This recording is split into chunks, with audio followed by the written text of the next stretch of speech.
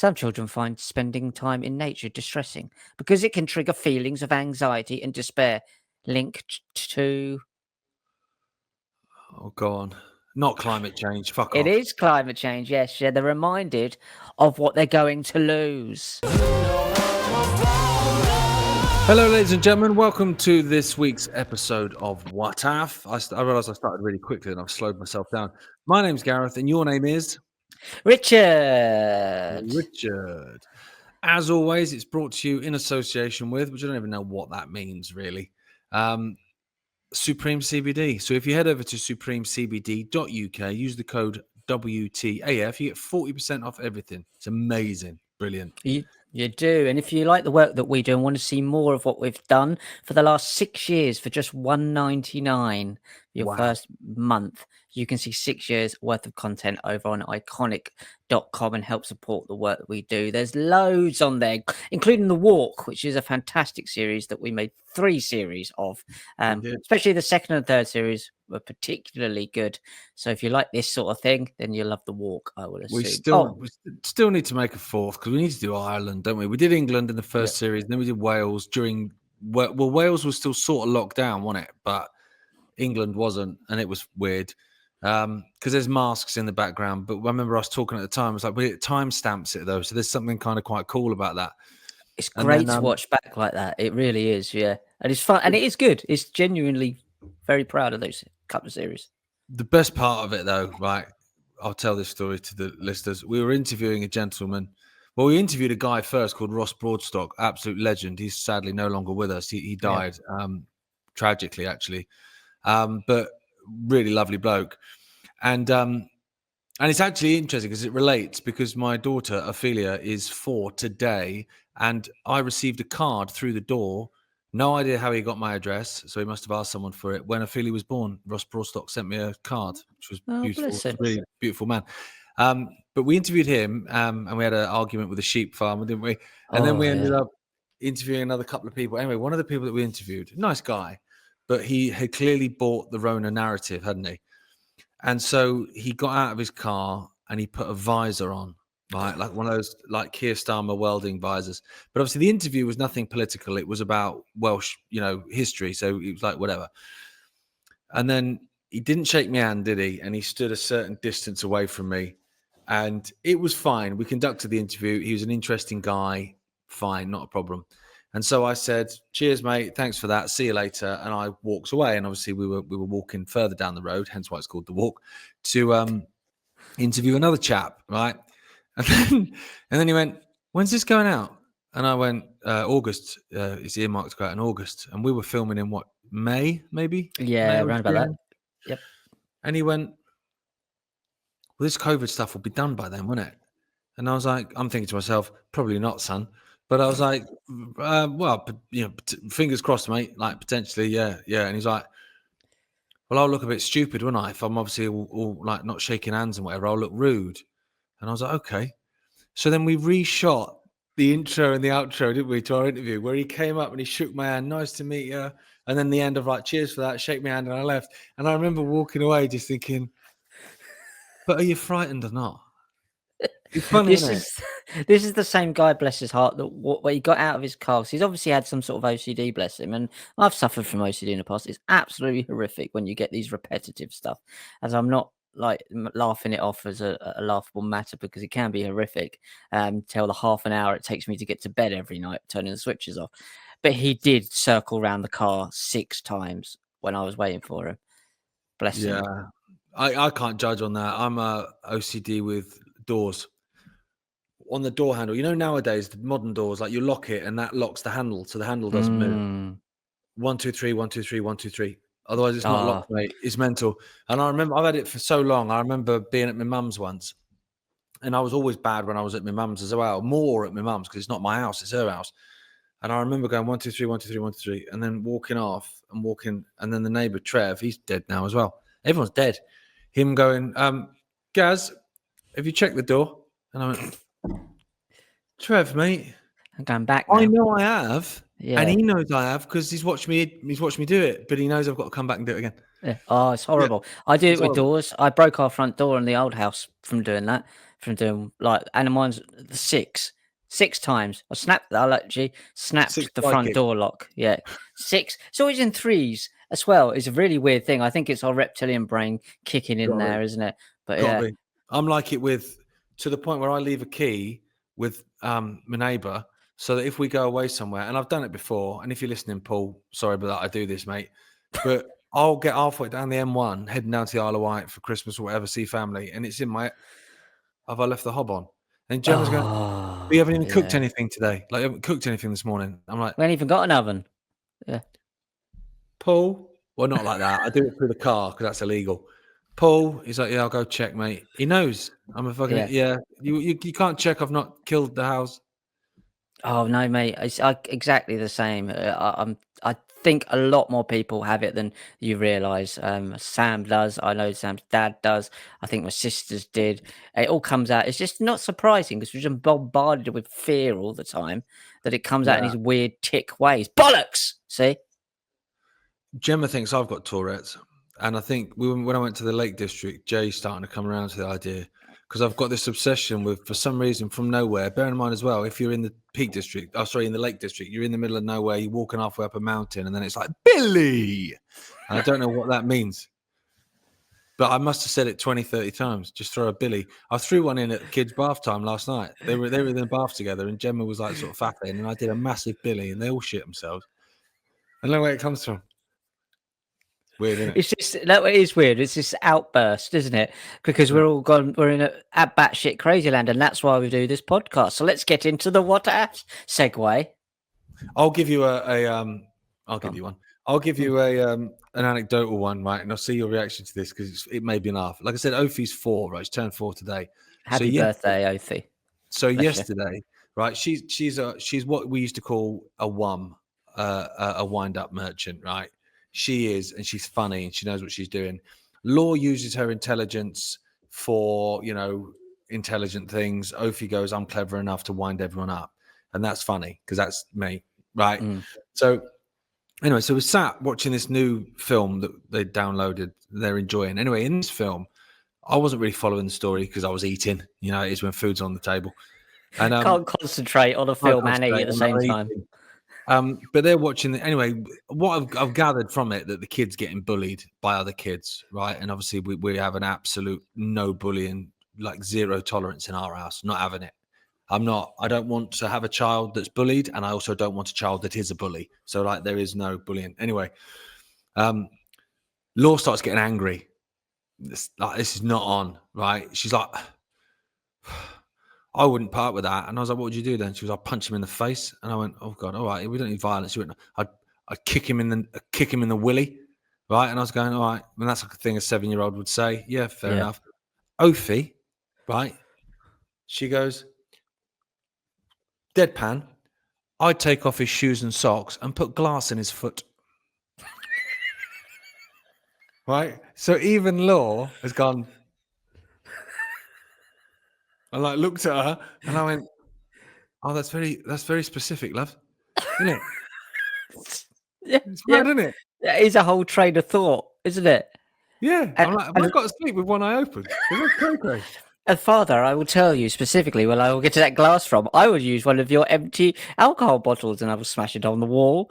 And then I will put those shards of glass into the boy's foot. Like going into that detail, you would have to think, okay, now we might need therapy, might be on the cards. I love that she's taken the socks off as well. Thoughtful. Yeah, but funny. Anyway, go on. Of course. First one. Let's just start where we start. Shall we start there? Justin Trudeau. No, Justin. President Trump calls Israeli Prime Minister Netanyahu a war hero. Let's get this one out of the way. Hilarious, inverted world. But what was even more funny, guys, is that he says Netanyahu's a war hero, and I guess so am I. The way he does it, like it's brilliant. It's just funny the way he words it. He goes, oh, it's just occurred to me that I think I'm a war hero too, because and this is what the excuse he gave, or the reason he gave, because I sent those planes in to Iran to blow up a nuclear energy facility that may have killed 100 people. Who knows? But I think that I am a war hero too, because he's a genocidal lunatic, and I nearly started World War III. He's just a weird narcissist, isn't he, Trump? I can't be arsed with it. I can't be arsed Nonsense. with the excuses for him either. Even after all the Epstein stuff, like still people on their knees to the weird orange goblin. I don't get it. Netanyahu, I mean, fucking hell. All that Trump saying Netanyahu's a war hero says to me is that Netanyahu's got the Epstein client list.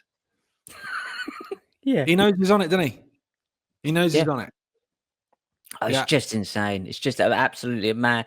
I mean, at least with Biden, when we get a lot of stick saying, "Oh, you don't take the mickey out of Biden." We did, honestly, go back 2 Mate, years. constantly. Constantly we did. It's just the times have moved on now. But at least he was actually, mentally degenerating in front of us. This guy hasn't got Alzheimer's to back him up and just to lean on and go, do you know what? I was an absolute disgusting war criminal crook, but now I don't even know what I'm doing. So you can't really hold me accountable. I've just shit myself. This guy knows what he's doing and he don't give a shit. Yeah, although I think he's kind of declining somewhat, Trump, Well, yeah. a little bit. But it's hard to go from his level of incline to the level of decline. It's like stepping off a curb, basically, isn't it? But it's that whole it's okay when we do it stuff. Like, remember when Biden fell up the aeroplane steps, everyone laughed their asses off. Trump did that recently, no one said anything. No one cared, did they, when he tripped up the step? We've all tripped up steps, mate. Yeah. I mean, maybe not as many times as Biden did. That was quite extraordinary to watch. But we've all done it. Yeah. And I mean, if once I get Alzheimer's and that kicks in, I'm sure I'll be going up and downstairs in other people's houses, people I don't know, pubs, putting snooker balls in pots of paint, socks. Swinging around your head. Yeah, well, that's back in the good old days. You can't do that anymore. We've got kids. Nah, it's annoying, isn't it? This is an Alzheimer's headline. I tell you what, though, Rich, if you think this is an Alzheimer's headline, the next one. Okay, so I'm confused now. I'm setting up, right? This is me. This is my Alzheimer's kicking in. 1, 2, 3, 1, 2, 3, 1, 2. Right.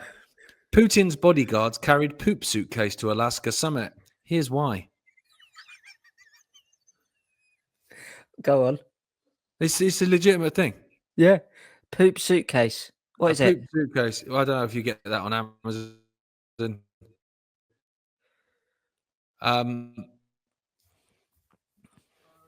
Right, where are we? Here we go. This is proper Alzheimer's, isn't it? You didn't make a noise for ages, and I thought I'd been cut off. Right, Russian President Vladimir Putin's bodyguards reportedly carried a poop suitcase. I don't know if they call it that. I'm imagining not. Shitbag. To collect his fecal waste during the Friday Alaska summit with US President Donald Trump. What do you mean collect it? He's putting it in glass. He's got a museum? Mate. The unusual security measure, or at least they've accepted it's unusual, so that's something, was said to be aimed at preventing foreign powers from obtaining information about the Russian leader's health. Who was that woman that went through people's shit? Gillian McKeith, wasn't it? Putin's bodyguards collected his fecal waste to bring it back to Russia. They do that every time when the leader travels abroad. Oh my God, imagine that being your job. One thing, you've missed a trick here. We would have gone with poop tins, wouldn't we? Instead of poop briefcase. Go with poop tins. It's I think so obvious. the sun would have gone with Putin, wouldn't it? Yeah, I'd have gone with poop tins, and then I would have marketed them and made a little bit of a grift off them. But imagine that being your job. I know, like the Queen's got that wardrobe mover person, but there's someone of the stool, isn't there? Historically, I'm sure there was someone whose job was to wipe the king's ass, wasn't there? The tool of the stool. So this guy's got to collect his poo, so no one else can take the poo and take it back to their own country, as you do. What have you got in there? I've actually got Vladimir Putin's shit. Of course you have. Get in the van. You're doing drugs. But they've got to keep that so they can't test it to see his health. I don't. Yeah. Well, he's shit in the lobby. So have a guess. Freeze it. Stick it on eBay, mate. That's true. Someone will buy it. There's people to get off on that. Absolutely. There's people that get off on that. There's one here. Have you seen Jordan with a shit on her belly? I saw that. No. Yeah, You mean as in Katie Price, as in Jordan. Yeah. Charlotte said nothing. She said, "Oh, have you seen that thing with like Katie Price? Where someone's taking a shit on her stomach and she's put a photo out and it's just her with a shit on her stomach." And I went, what? I mean, me and Gina like striking eyes at each other, going, "What?" And she went, "No." And and I've seen it. And I can't unsee it. Was it Peter Andre? No, it was recent. Oh, Someone's literally taken a shit on her belly, and she's Harvey. I don't know if it's not. I doubt it. I don't know if it's Harvey, but weird, isn't it? Well, yeah, it is. It's not my thing. Good luck for you. I tell you what you're doing. The golden art. Oh well, let's move on. Yeah. Golden Arches. McDonald's launches its first fully automated restaurant. There's literally no spotty teenagers there at all. I've got any. So everything is artificial intelligence. Expect to see this everywhere within the next few years as artificial intelligence, robotics, and automation replace most human jobs. Now, most people won't know that the Golden Arches is symbolic of the archway that the Messiah is supposed to toddle through at the end times. That's the symbology of it. That's why you have RFK and all that, like eating McDonald's, because they're telling you what they're doing. But yeah, so that's automated now. So you can't even go there and try, stare at the teenagers at the McDonald's and just say, "Oh God, look at the state of them. They look like they're dying." Like, you can't even do that anymore, and that was a fun thing to do before. Where's the grease coming from for the chips if the teenagers aren't there anymore? Well, it's greasing they take it off of the robots nuts. As opposed to the teenagers' nuts. So, Rich, right? If Putin's bodyguards carried Poop Suitcase to Alaska Summit, here's why wasn't enough of a sort of slightly confusing headline. This next one, this is the Daily Mirror as well. So this is supposed to be mainstream, which means it must be, true and well researched and thought out. Dog drunk after eating dead cat's owl on LSD had a bad trip. What? That sounds like a David Bowie lyric. What? How did he get? Why is it? Wait a minute. Why has a cat got an owl? That was the first thing that popped to my head. Well, I don't know why a cat's got an owl. Yeah. That bit's the bit that's confusing me more than anything else. So the dog is drunk, right? After eating the dead cat's owl on LSD, had bad trip. It sounds like code. Well, yeah, a little bit. Maybe that's exactly what it is, mate. Dog drunk after eating dead cat's owl on LSD had bad trip. So I don't...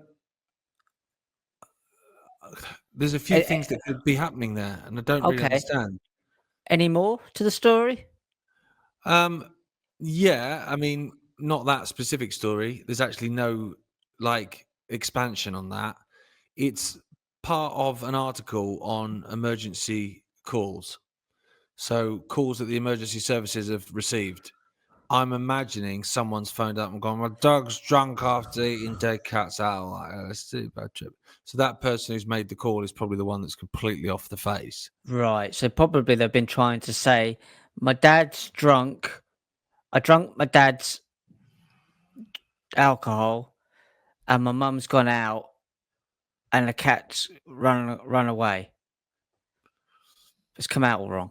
It's all a bit confusing, isn't it? I remember listening to a video of a 999 call where someone phoned the police after Alex Ferguson had left Man United, and I think David Moyes was the manager, and they'd got beaten very comfortably. And this person phoned the police to, half pissed, you could tell by his slurring, to report a crime. You'll be able to It's find good. it on YouTube almost certainly. It's good use of police time, better than some of the other things with arresting people with T-shirts with free plasticine on it. Do you remember when that Laura Dodsworth, who shot to prominence during the COVID times, she wrote a book called State of Something, I think, and it was about the mass hypnosis on the population. I think Right. State of Fear. I think it was called State of Fear, and it Right. was about how basically we as a population have been gaslit and terrified into believing in something so much that we'd allow fucking lockdowns, all that sort of bullshit. She phoned the police on Bob Moran because he made a cartoon about Benjamin Netanyahu. She did. Could you not see the irony? That's the thing, isn't it? And I was talking to Claire Walls Harrison, who's a former lawyer, and we were chatting. She was the original Midazolam whistleblower, actually, in 2020. Doesn't get the credit she deserves for that either. But she made the point to me that she thinks that, and I suppose this, you probably agree with this, and I know Dad does, certainly with the American lot, how there were lots of people that were brought to prominence over the COVID time that suddenly, when October 7th happened, were bosh, rabidly pro-Israel to the point that they're reporting their former mates to the police because of a cartoon about Benjamin Netanyahu. You think, I'm not sure that was organic. No, it wasn't organic. Now, there's other books that came out very, very, very similar titles and very similar things at the time as well. Yeah, no, I don't think much of this is organic. I think we're starting to see that as we get older. Would Yeah. you use a robot surrogate though, Gaz? Depends what for. Well, that's a good point. To have I'd a child. use it for parts. Yeah. China develops the world's first pregnancy humanoid that's capable of giving birth to a live baby. Now, this seems like really like an artificial womb inside a robot. It's a concept that currently only exists in sci-fi movies. It's not now though, but scientists in China are developing the world's first pregnancy robot capable of carrying a baby to term and giving birth. It's not going to give birth, it's going to basically spit it out like a vending machine. The humanoid yeah, that's basically what it is. It's a microwave inside a robot shell. The humanoid will be equipped with artificial womb that receives nutrients through a hose. I don't know how you get it in the hose. Just turn the tap on. It would have to be attached in your kitchen then. A prototype is expected to be released next year with a selling price of around £10,000. If you fancy one of them. How are you setting the price when you haven't even built the prototype yet? That's a good not point. news, is it? I That's can a good go. point. A flying car has been developed by Iconic Media Group. A prototype is expected sometime next year, with the price expected to be, I don't know, £1 million. People go, whoa, they seem so clever and done anything. It's a good point. They just Press release. they just used their imagination for a bit and then stopped. Dr. Zhang Ofeng, who founded the company Kawai Technology, he hasn't founded it, has he? He's still got a prototype, so he's got no product, and he'd probably just sitting there on company's house going, "What should we call it?" Well, Kawai Technology is developing the machine. The device he envisions is not simply an incubator, but a humanoid that can replicate the entire process from conception to delivery. Do you bum it? You bum it. But also, the conception is the fun bit. Why are you taking that out of it? Yeah, but have you seen the robot? Go on. Depends on what your missus looks like, to be fair. I mean, there's a sliding scale. Or if you're gay, there might be holes around the back. Just saying, for you, because you've got to cater for all. So if you Yeah. want a gay baby in A gaby. in the incubator or the microwave, then that could be arranged. You can have any shell you want, really. He said the artificial womb technology is already in a mature stage, pun, isn't it? And now needs to be implanted in the robot's abdomen. What do you mean implanted? Yeah, see this. I was just thinking this. I just had to search this again because people think I'm obsessed with the state of Israel. But I knew that they'd made these synthetic wombs already. And it is. I knew it was out of Israel, and it is out of Israel. So you've got an Israeli womb inside a China body. Apparently. Israeli researchers from the Weizmann Institute of Sciences have developed synthetic mouse and human embryo models without sperm or eggs grown in what they describe as an artificial womb. So, I mean, Aldous Huxley called it something slightly different, Yes. but essentially it's the same thing, isn't it? It's a hatchery. Yeah, it's a It's a hatchery. hatchery, Exactly. and it'll be sold, Rich, as allowing people that can't have children to have children, which is obviously amazing. If you can't have children, that must be horrendous. And there's lots of parents out there, or would-be parents out there that I'm sure would be fantastic parents. And there's other kids that have horrendous lives with people that don't really want them because they got pissed one night behind fucking Reds at Butlins, but. And so that would be the sales pitch, wouldn't it? But in the end, it's like with plummeting sperm counts, that's how you'll end up in the end. Well, you just end up going to, you're not having babies. Yeah, you'll go to the hatchery to buy one. Yeah. And then I have like to, that like a, one. yeah, I want that one. a Tamagotchi, basically. So again, that's exactly how it's been sold. It's been sold as a baby for, sorry, a way of having a baby if you can't have one. The pregnancy humanoid, so it's a surrogate. Not that you can organically meet a robot, obviously, when you're out and about. Try and Yeah. rub up against a vending machine. But these guys are specifically designed to hatch you a baby, and you can have it anywhere. You can, as long as you can get the hose attached to get the nutrients in. So you just tip some, some special brew down the hose, get it in there, and then you can hatch a baby. And it doesn't say how long it takes. So maybe it only takes 45 minutes. I don't know. How do you chat up a robot baby mama? Nice tins. Nice tins is good. Can I get you a WD-40? Nice. Yeah. It's like a blue. It's like a blue wicked. We've both got screw loose. Yeah, that's good. We Nice should little just, chat up line. yeah.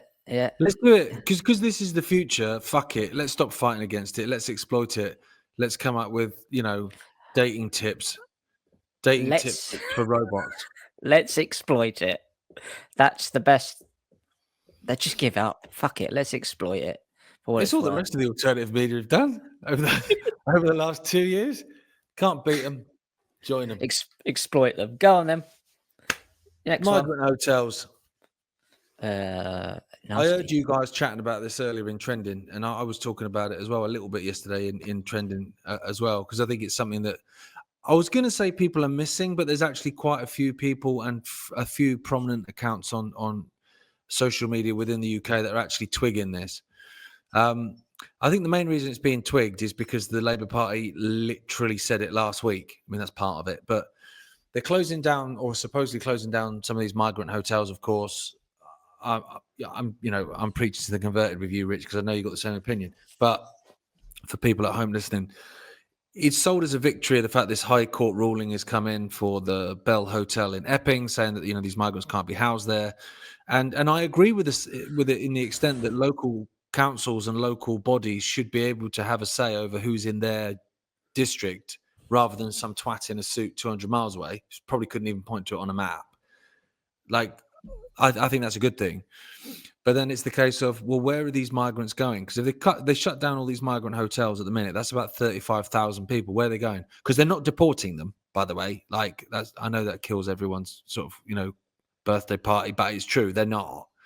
So last week, the Labour Party openly admitted that they're looking to rehouse them. And by rehouse them, it means house them permanently. Because like I say, they're not going anywhere. And they're looking to house them in villages. Because if you want to destroy a nation, which the Labour Party does, and so did the Tories, and so will Reform after them almost certainly if they come in, it's you can put 200 people into a city and it's going to do fuck all.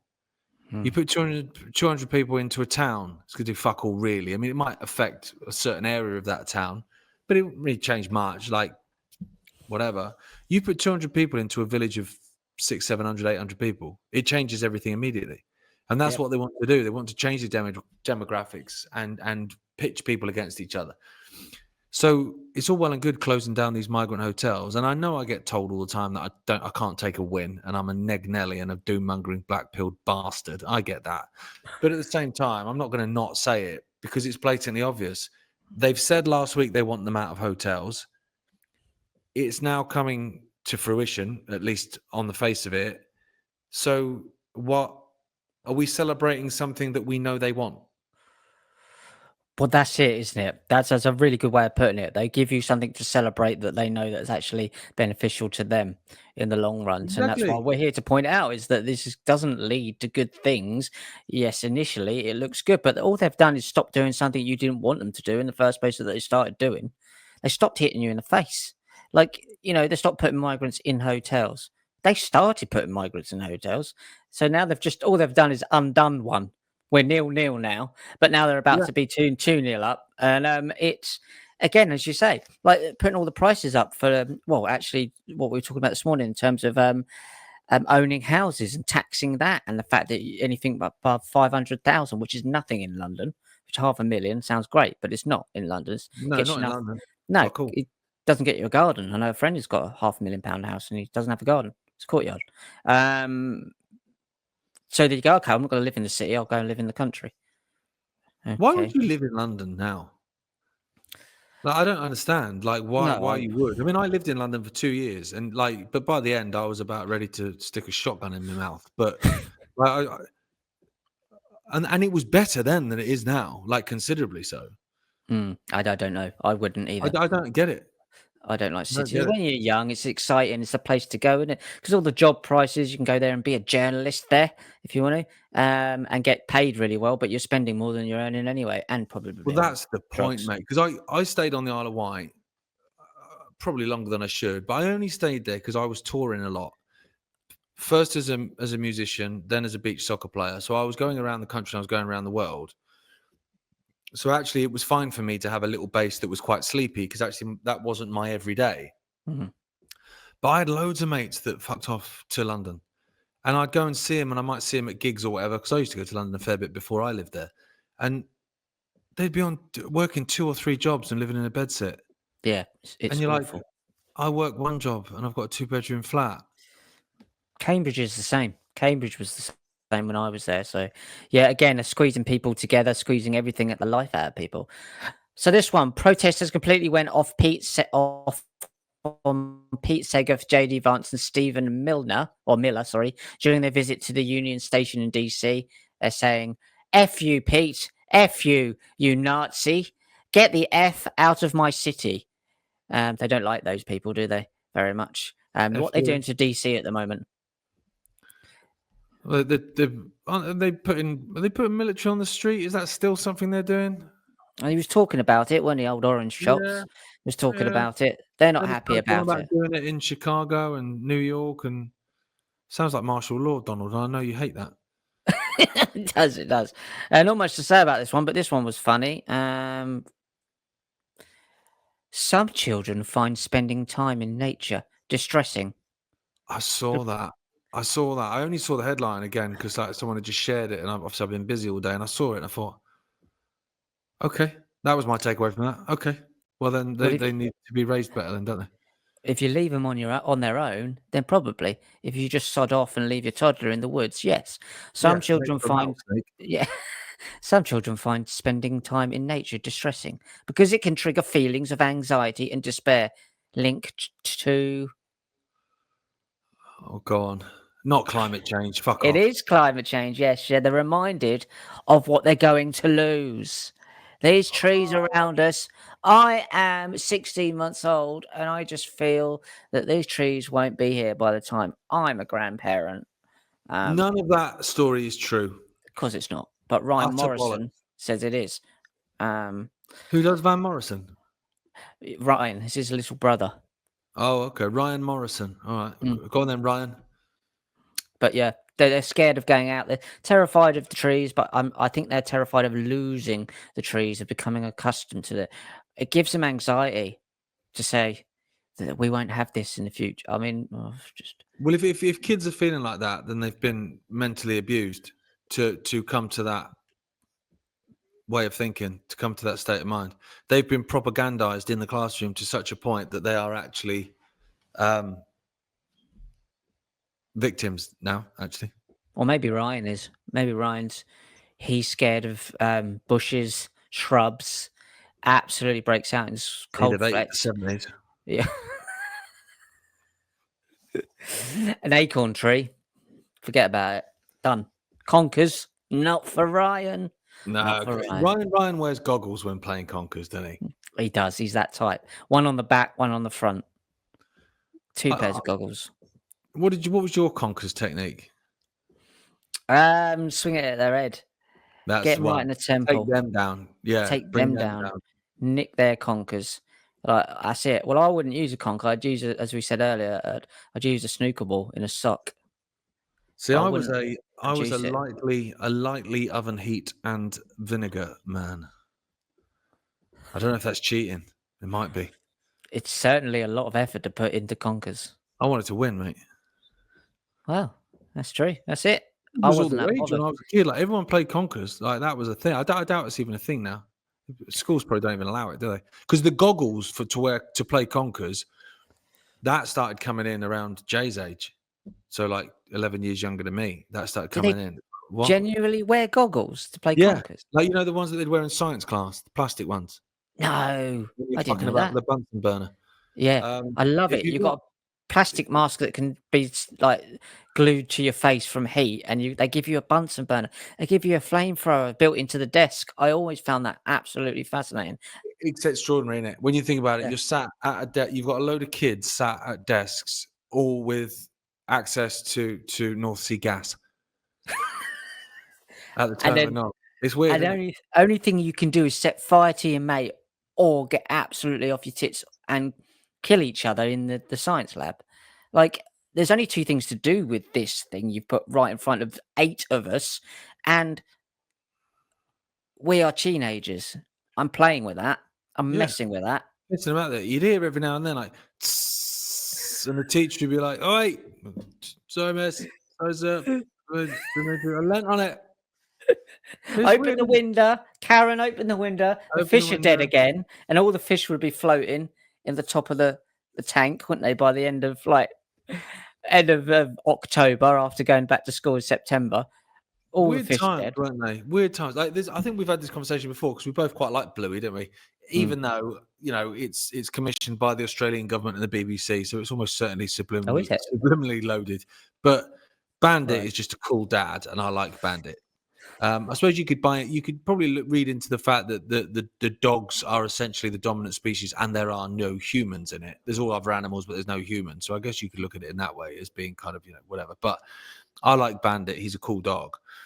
And he's telling all these stories about his childhood. And there's like the fact that trampolines didn't have sides on them, no one wore bike helmets, and all this kind of stuff. And the kids are like looking at him like he's mad. Like, what the frick? He's like, it was the 80s.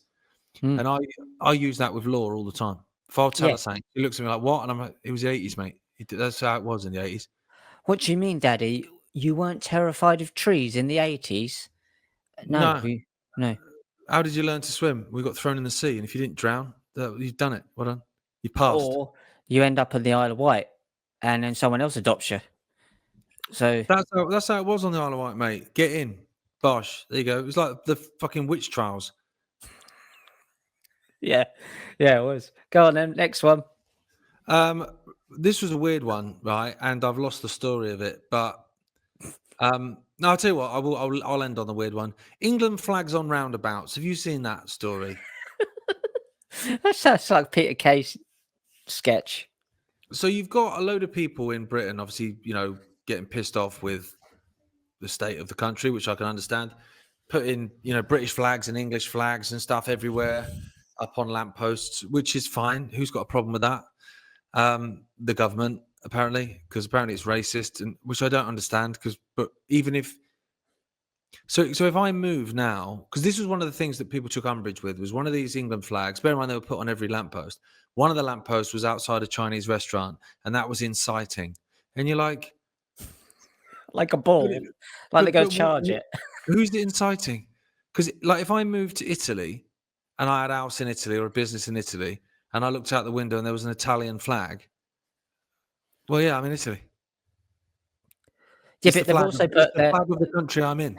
they've put their Chinese shop across the road from the Green Dragon pub. Who's inciting who? It's bizarre, isn't it? And the thing is, like, even though Europe is on its arse Could you imagine the French authorities and the Italian authorities ripping down French and Italian flags in the street? They wouldn't fucking do it. Yet in England, but what I find funny, because obviously we've vocalised several times the fact that reform are just the third cheek of the arse now, that they're not real fucking change. That's all bullshit. So a reform councillor has said he's pressing charges, isn't he, against the guy that painted an England like a St George's cross on a roundabout. Why? What was his reason? Well, exactly. So these little mini roundabouts was just stupid little things anyway. That are white, little white circle thing like that. So he's just put a red cross on it. So what? It's an England flag in England. That's all right, isn't it? It's bizarre, isn't it? What we put up with. And I'm not a bulldog tattoo kind of guy. I'm not. You know, when it comes to sport, fine. I'll cheer on England at shove halfpenny, right? If it's sport, I care. For everything else, you know, whatever. I'm not one of those people that like will look the other way. You know, like if England goes and bombs a country in the Middle East, I go, yeah, support the troops. How about stop bombing people? Yeah. Do you know what I mean? Like, so I'm not like that. But at the same time, it's the flag of England and you're in England, that's fine, isn't it? And if it's not fine, why the fuck not?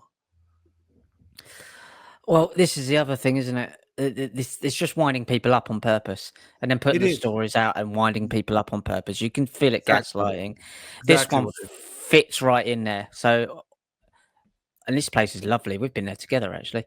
Orthodox Jews remove a Christian cross that stood in... We have.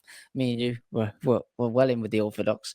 Orthodox Jews removed a Christian cross that had stood atop a hill in Llandudno for over 50 years and rearranged its rocks into the Star of David. And they're filming. I watched the thing for it. What the fuck? They literally...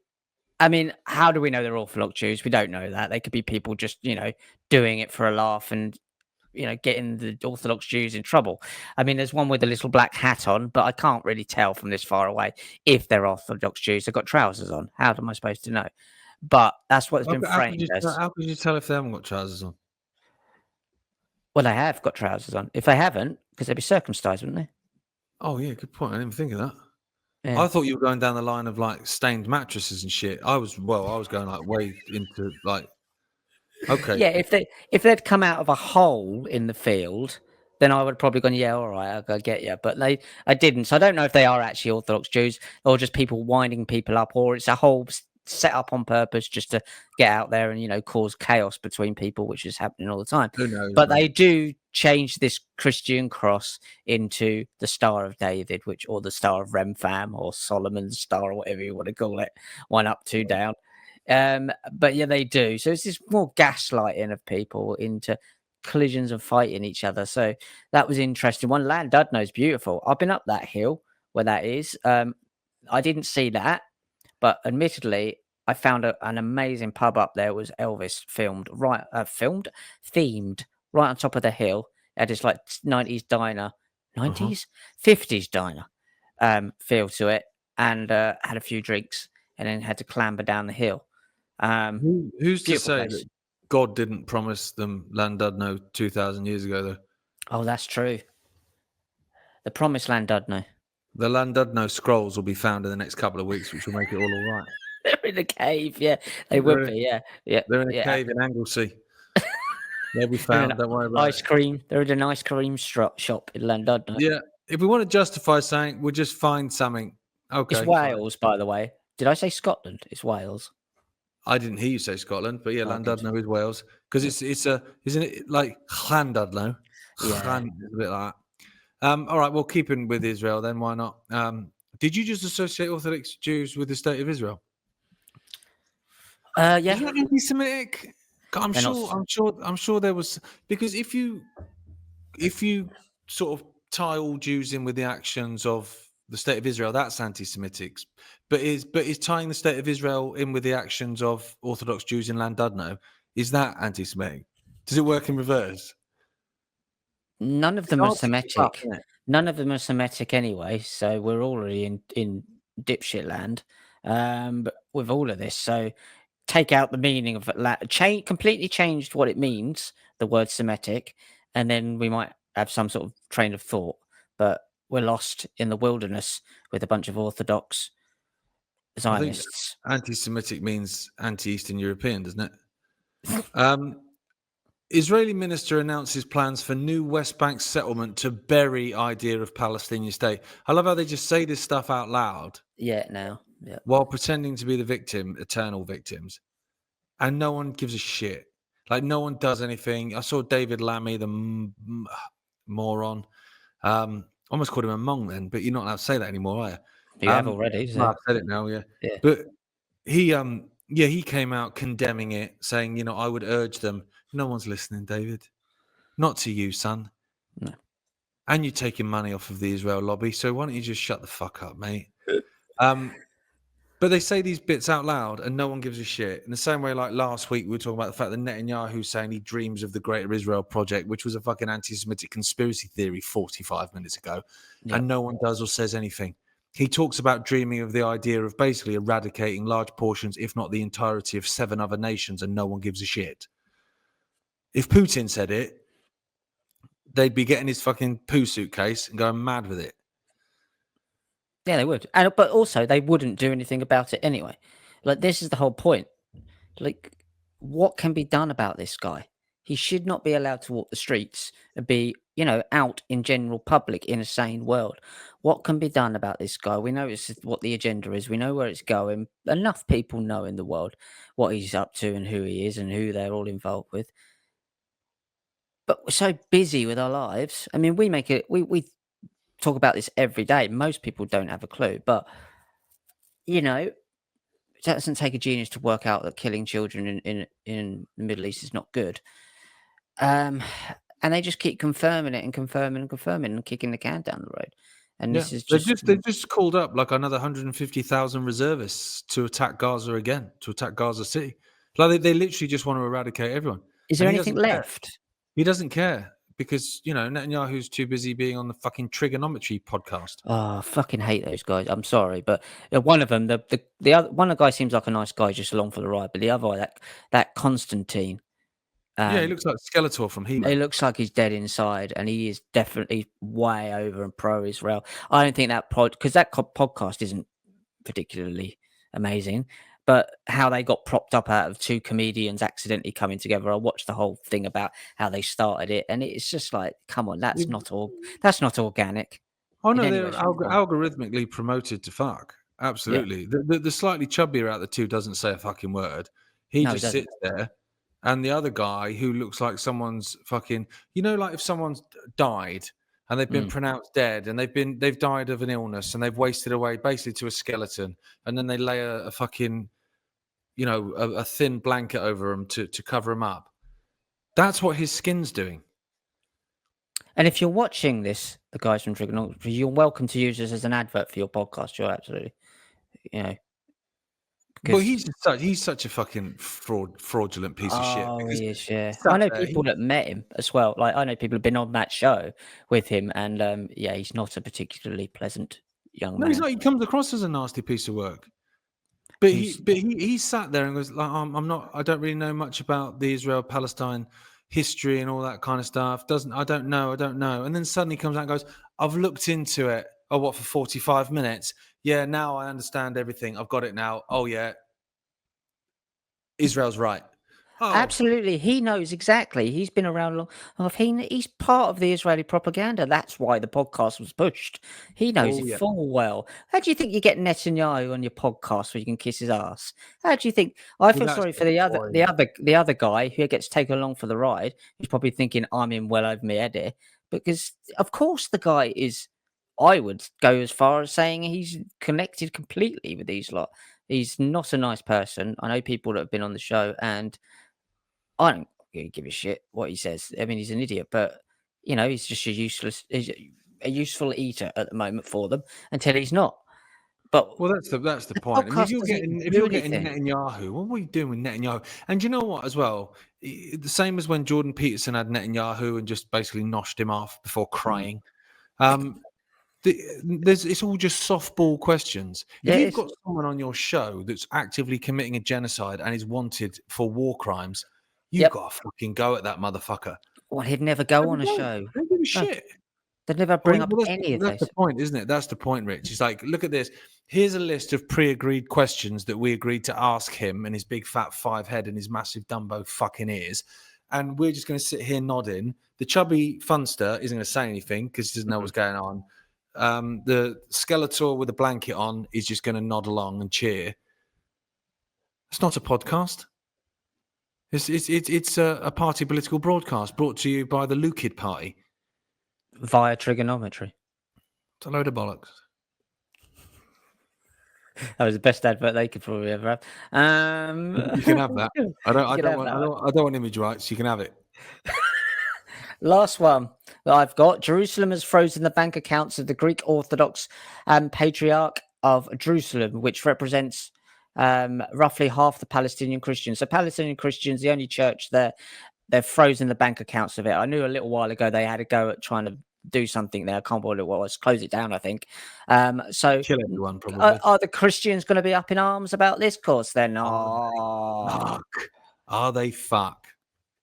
Because they're not really Christians. None of them are. These like Charlie Kirk and these lot. They're not really Christians. He's got some like them gums on Charlie Kirk. Well, he's got some gums and he's got the same widow's peak as fucking what's his face, Stephen from Coronation Street. Steve McDonald, isn't it? Steve McDonald from Coronation Street. Mate, Steve McDonald inspired a lot of people. Steve McDonald had a dad who could walk and then was disabled in a wheelchair for years, then suddenly could walk again. That's the Lord in action, that is. Oh, that is absolutely anything like that's the Lord in action. Anything is. And if you die in the middle of a genocide, that's all part of the God's plan. That's what God wants, man. God wants as many dead Palestinians as possible because he misses them. It's the Old Testament. Utter bullshit. You got any more? Toothpaste made with hair naturally repairs tooth enamel, scientists discover. So when you get a pube in your teeth, it's good for you. Just leave it there, mate. Yeah, apparently fluoride, a lot of people are turning away from fluoride. I see very little evidence of this when I go on social media. I think people are upping their fucking fluoride, if I'm honest. Just drinking it. Yeah, but that comes from Israel as well, a lot of the fluoride. There you go, that's another story. It comes from the Negev. Toothpaste, yeah, made with hair. Apparently, because of the keratin inside the hair, it has a natural thing that repairs your tooth enamel. So get flossing. Whose hair? Well, I wouldn't use like head hair because head hair is a lot more fine. That's more likely to snap. You want like quite wiry hair, if possible. If you can find wiry hair anywhere, sort of slightly thicker. Go on. Then that's the way to go. I think it's more keratin in pubic hair. I know a lot of people don't have pubic hair anymore because like the 70s are done. We've done that. We've gone through the landing strips and all that kind of stuff. Hiroshima. Yeah, now I think very much still, although I've been married for a long time, so I don't know, but I'm pretty sure we're still in the realm of kind of shaving our bodies fully, aren't we? Is that a thing? Well, since the COVID vaccines, everything's fallen. Everything's fallen out anyway. Yeah. Yeah. So yeah, well, maybe that's it then. Maybe you can't get hold of a nice wiry pube for your hair, but if you can, it's good. It's better than fluoride. Apparently, scientists discover. And if wiry pubes don't get you through the day, where can they get the CBD from?